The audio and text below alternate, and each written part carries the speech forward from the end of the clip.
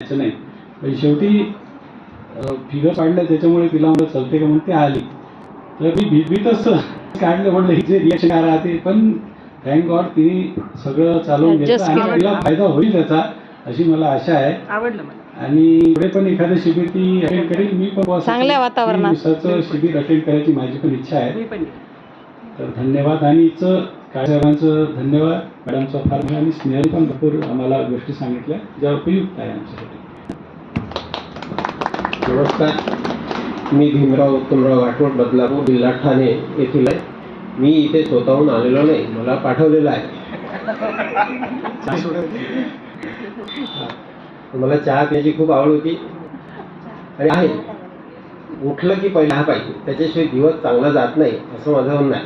आता हे मला जे पाठवलं ते माझ्या मिसेसची मैत्रीण ती शेगावला जया काळे म्हणूनच आहे. तिने त्या दोघींचं संभाषण झालं. ती म्हणे तुमच्या मिस्टरांना खूप फायदा होईल, तू तिथे जायला सांग. त्याच्यामुळे मी इथे आलो. आल्यानंतर मला बराच बदल वाटला. मल्टिपल डिजीज आहे माझ्याकडे. AVN आहे, क्रॉनिक कॉन्स्टिपेशन आहे, नोझल पॉलिप्स आहेत. असं नोझल पॉलिप्स मला रोज सर्दी, उठलं की सर्दी शिंका यायच्या, पण आता 5 दिवसात एकही शिंका आली नाही. आणि माझं 800 ग्रॅम वजन कमी आलंय. चहाची आठवण बंद झाली ना, चहाची आठवण नेहमी राहिली. माझे पहिले वजे होते 67 किलो होते, आता सध्या 62 झाले. बापरे, 5 किलो 5 किलो. हॅलो, मॅडमनी यापूर्वी अमरावतीला सिक्ची रिसॉर्टला एक प्रोग्राम घेतला होता. तो मी फक्त पेपरला त्याची छोटीशी बातमी होती ते वाचलं. त्यामध्ये खाली फक्त मॅडमचा नंबर दिलेला होता. मी नंबरवर कॉल केला. मला त्या काही माझ्या बंदोबस्त ड्युटीजमुळं मला त्या शिबिरला जाता आलं नाही, परंतु त्यानंतर मी नेहमी मॅडमच्या संपर्कात होतो. मॅडमनी मला ग्रुपला ॲड केलं आणि मॅडमला सांगितलं होतं की येणारे शिबिराबद्दल मला माहिती द्या. मध्यंतरी उपस्थिती शिबिर होतं, त्यावेळेसही मला माझ्या ड्युटीजमुळे नाही जमलं, परंतु ह्या शिबिरला मी आवर्जून आलो. तर त्यांनी सुरुवातीच्या दिवसपासून मॅडम असोत किंवा स्नेहलताई असोत हे सांगत आहेत की कुठले आजार झाल्यानंतरच आपण शिबिराला जायचं.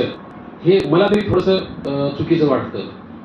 आपली जीवनशैली ही आपण चुकीच्या पद्धतीने जगत आहोत सध्याच्या काळामध्ये.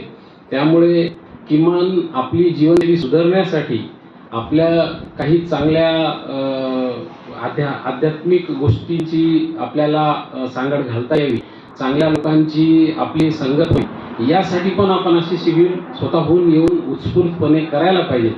मी या 5 दिवसामध्ये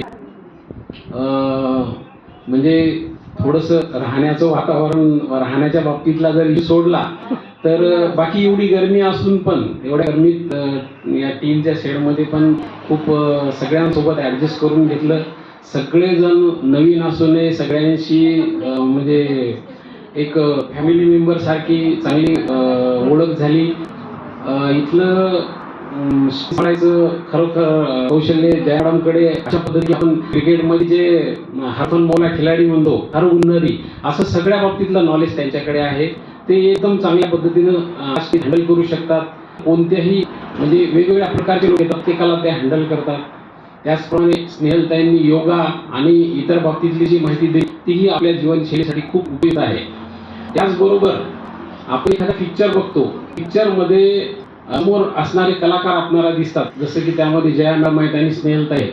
परंतु पिक्चरचे डायरेक्टर, प्रोड्युसर जे असतात, त्याप्रमाणे जे काळे सर आहेत, काळे आपल्याला घरची आठवण दिली नाही.